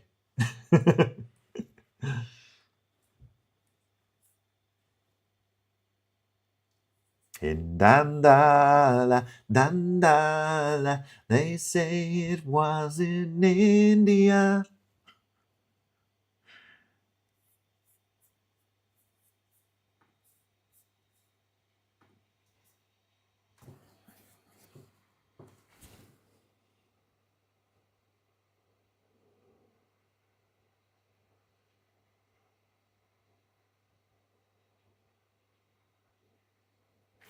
Josh says, S says, why have a Q&A if you're not going to break code? I don't know what you mean by that. Yeah, it's all happening in India. 3 says, Bob, are you sure you're looking at the right type of egg? No, maybe not. I just chose that egg because it was a good... It's just actually the first engineered, drawn egg that I could find.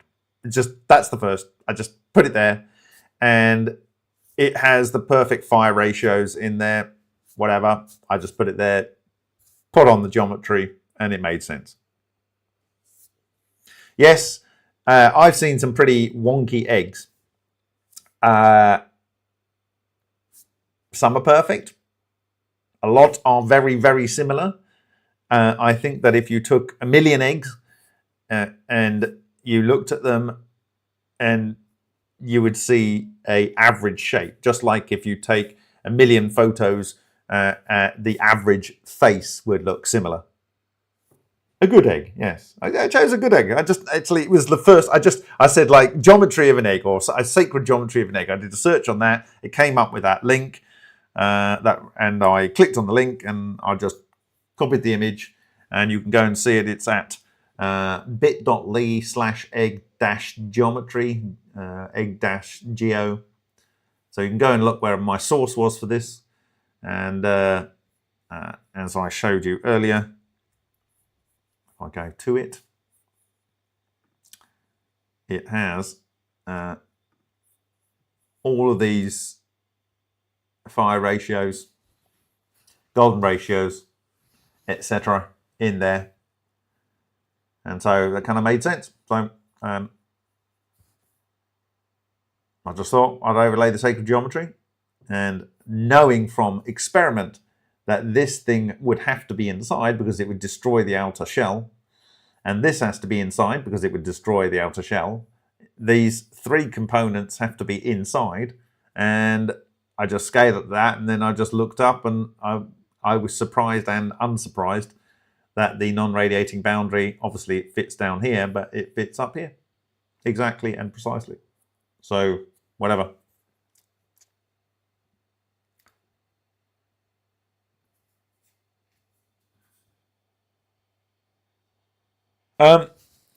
So Switchblade Raccoon says, have I just run with the concept? I saw the man's sincerity and the way he delivered and comported himself in the interview. It looked authentic. And, you know, having sometimes people look at me with incredulity for things that I know are true. I know what the other side of the coin is, if you know what I mean. So he's come out with this video. He's gone to Congress with this video.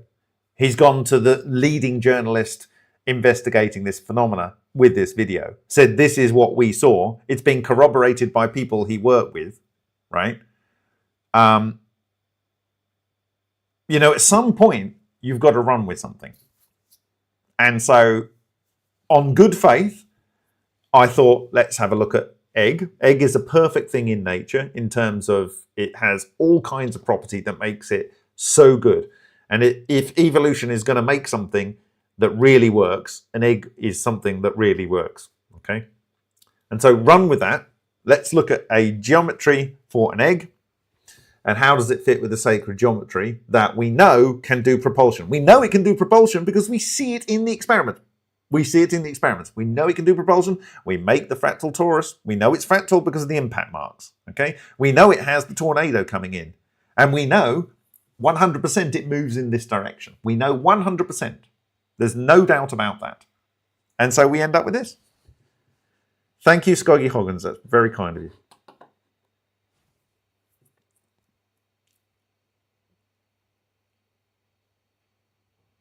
Thank you, House of Chrome. Bob, check out the Kabbalist Tree of Life. I'm sure it's there. Yeah, of course it's there. I've been very clear about this from the beginning. In 2017, I've said, I'm not discovering anything. I'm just realizing something. It's not a discovery. It's not mine. It's no one's. It never can be anyone's because it's the way nature works. You can't patent this, right? But we can learn how to get the positive aspects out of this and use it for humanity's betterment and to protect the planet at the same time. And they are not going to give it to us. If you listened, if one thing that you took away from Hal Puthoff's commentary last night, he knows stuff, but he's been asked to write it in a document that would be published after his death. He won't even do that. He will not even do that. So you're not going to get this unless we do it for ourselves. It's what I said the previous week. We're not going to get this unless we do it for ourselves. And we are very close.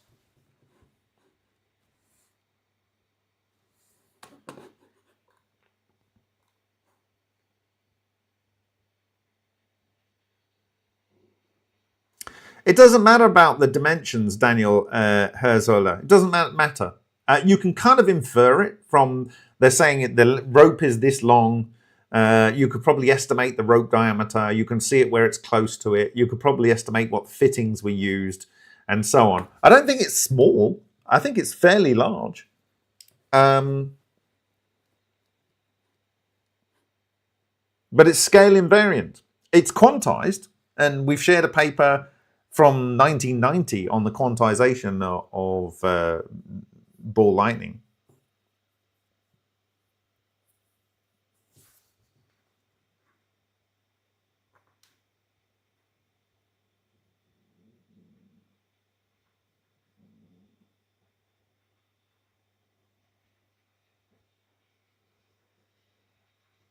Yeah, I used to, when I was doing my 3D work, I often was sent a photo.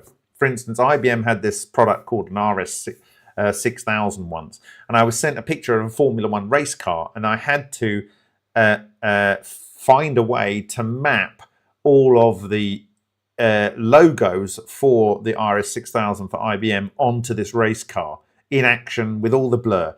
Of course, there's tools nowadays that make it very, very easy. But in the early 1990s, this was hard work. But I did it. And I would often be sent photos of some furniture or something in a room. And I got one photo and I've got to make the whole thing. And I would work it out from the plug socket on the wall. I knew the size of the plug socket. I knew this, it's a standard fitting. So I could work out from perspective exactly how the whole piece of furniture was made. And I could infer the things that I couldn't see.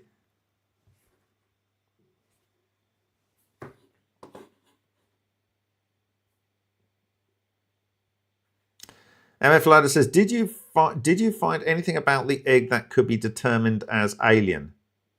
No, yeah, I did mean to make this point. There's nothing to say that this isn't man-made. It's not to say it's not man-made.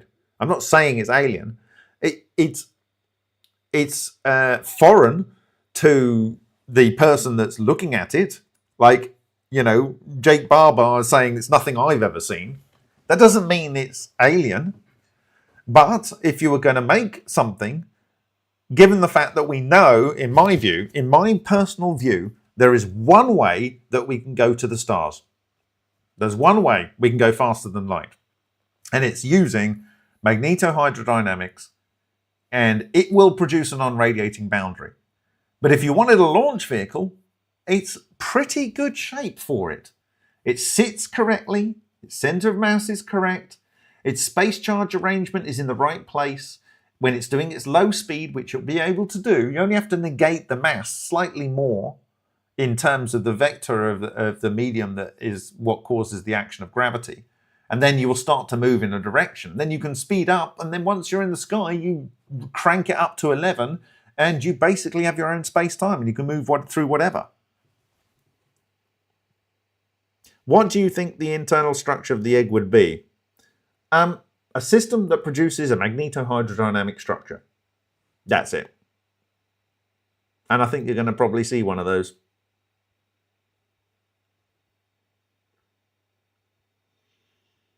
You can pack a dozen in a truck too. Very good.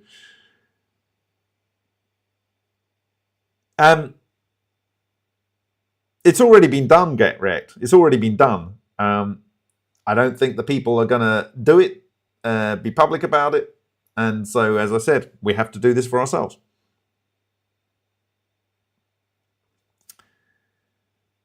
Do you think it could have been directed, operated by consciousness? 100%. Have you seen my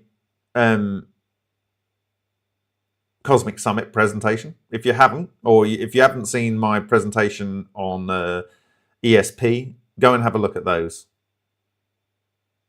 I explain exactly and precisely, in my view, how this occurs. And by the way, I then found out that after Hal Puthoff did the Psychic Spy program and handed it over to Science Applications International Corporation, within 9 months, he has then issued a patent for a toroidal moment, although he never mentions that because it wasn't accepted in the West in 1993, or even known about, as far as I know. Patent for a communication method which he's currently working on with a guy I have met who used to work at the Navy SPAWA and has recently done this work on LENR that was published in Nature for NASA.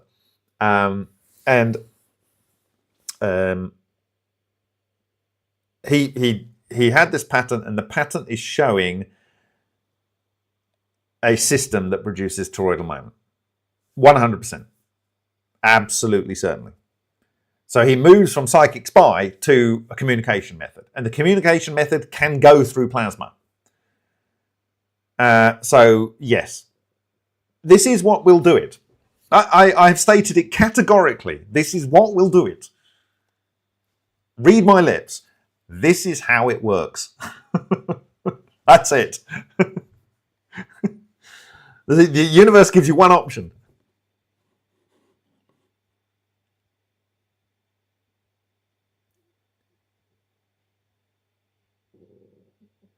Do you think they're watching my research? I know they are. I know they are.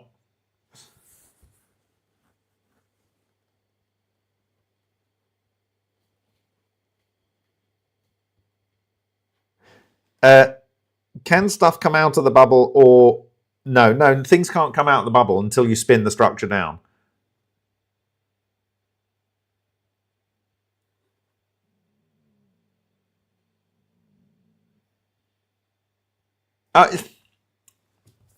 You're going to get resistance. You're going to get resistance. There's ancient smiths everywhere. Everywhere.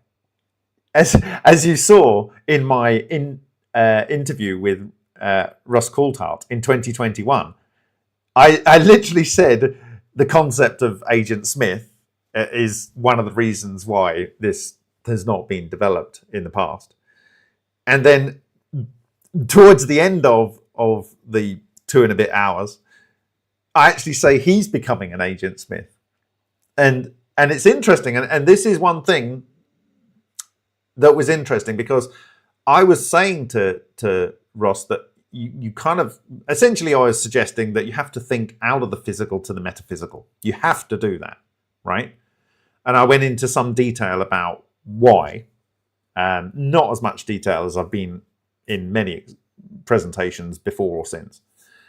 However, I went into that, and it turns out that, like, this particular, one of the particular things that they retrieved, they got their psionics team, and it must be weird. It must have been weird when Ross heard that for the first time, because I'm saying that this is, it works through that kind of thing.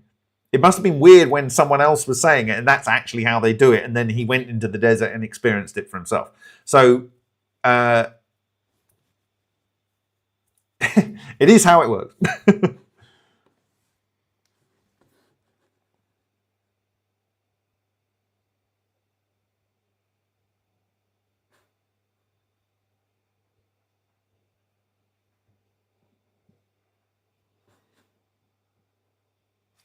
Do you believe that Mercury has been largely banned due to its potential for anti-gravity propulsion and via its potential danger?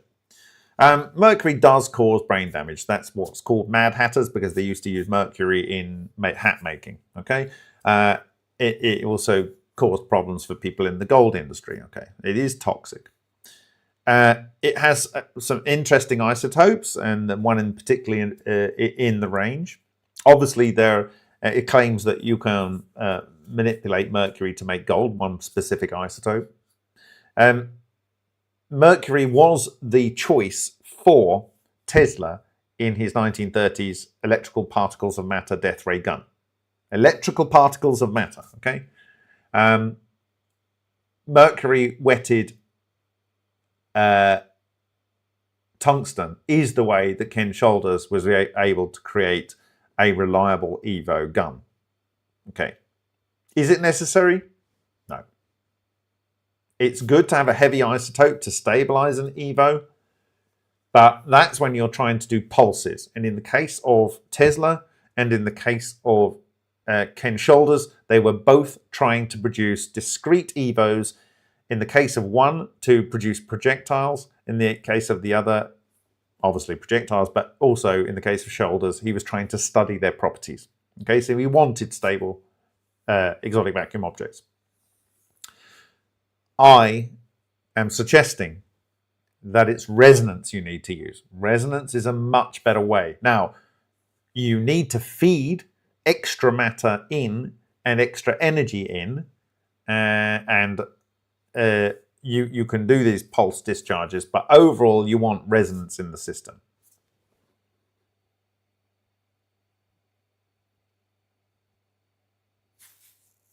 Yeah, I've heard all the stories about Mercury here, Mercury there.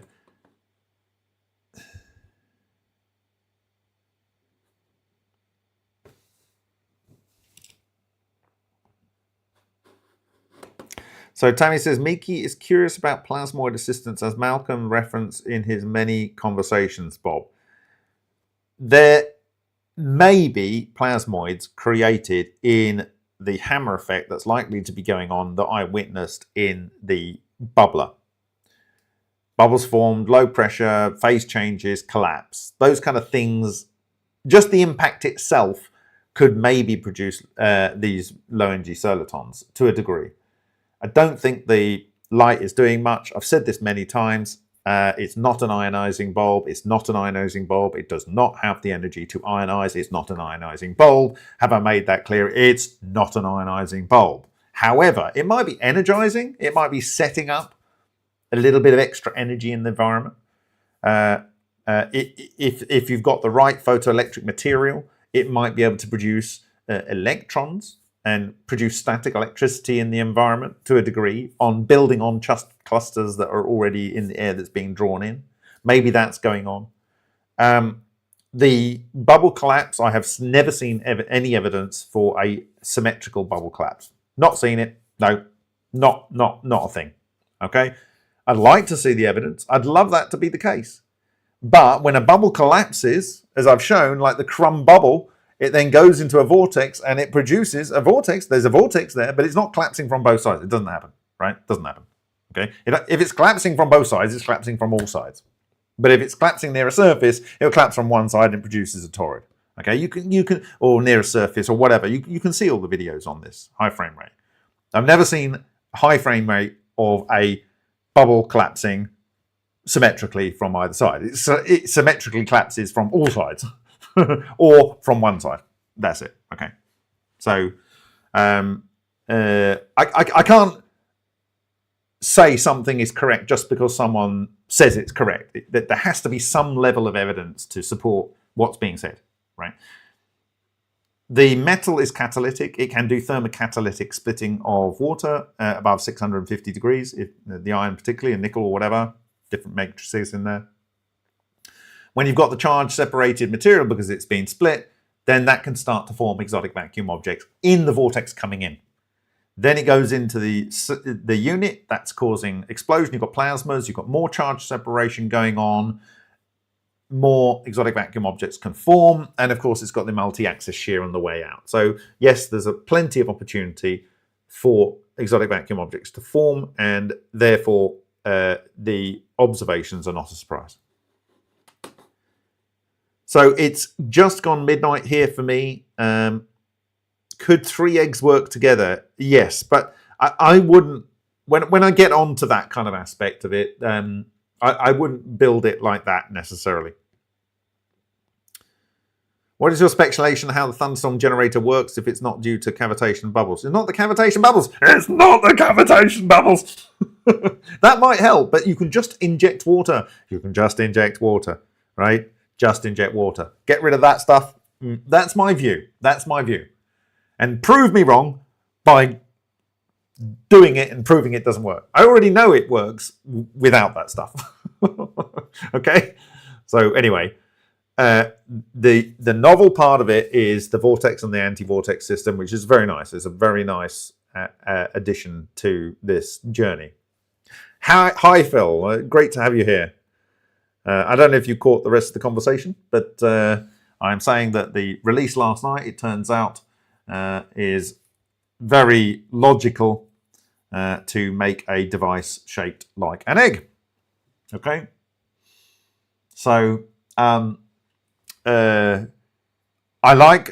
still a big fan of the steampunked wooden UFO. That is my preference. I want a steampunked UFO. However, quite like organics as well. I mean, wood's organic, but, you know, as a carpenter, I know you like wood. However, this is really organic. There's nothing more organic, really, than a nice egg. Yeah?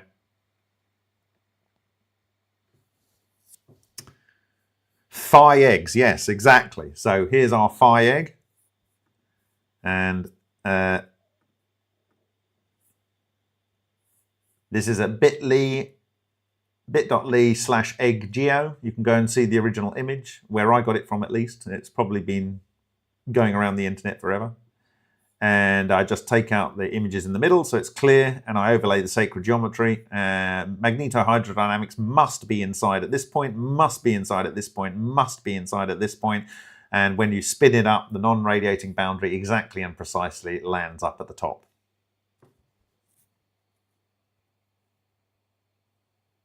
Brandon B, I think you might get a hoverboard, but I'm not sure you want to be in the wrong part of a bubble. I think you want a shaped craft where you are in the safe bit, which I have already shown is here. That's the safe part. There. Okay? There. That's where you want to be.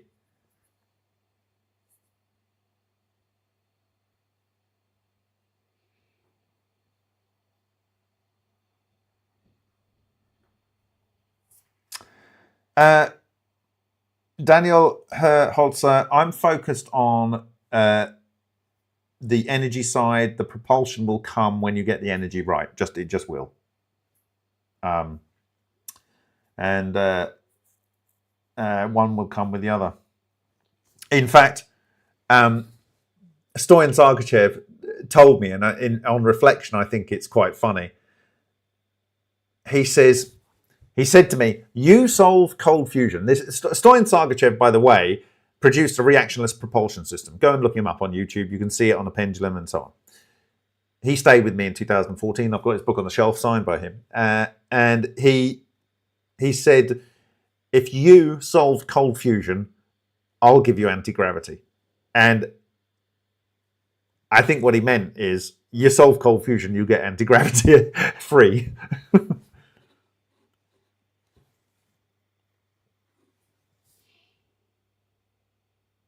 Where is the unsafest part? In the dead center of here, on these, anywhere in this area really here, okay, in the center of the toroids, and on these boundaries, okay. When the whole thing is spun up, you don't want to be on the boundary between here and here. It's less bad if you're inside here, but if you're inside here and outside here, you will be sliced, and you will be precisely sliced through all parts of your matter. It'll literally like someone took a how should we put this? I don't even think it would leave cauterized wound. It would just cut. Absolutely precisely. Yeah.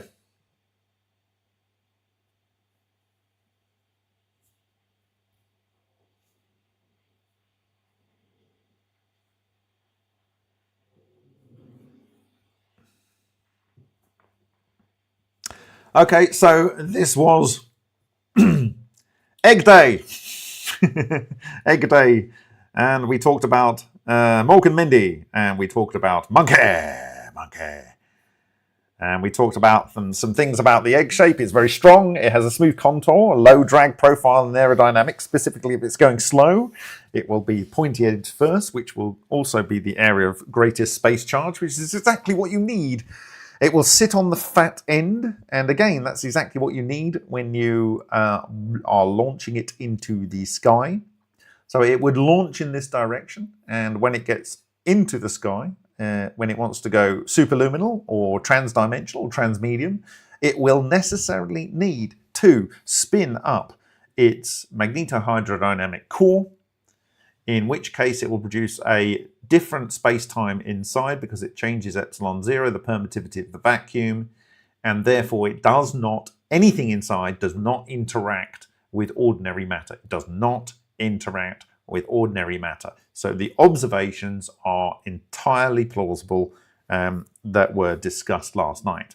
We also discussed how the disruption beams that come out of the structures here, and the major part of them here. So these things here that come out, they will form a high flux of chi, as we have seen in our experiments, which cause disruption of ordinary matter.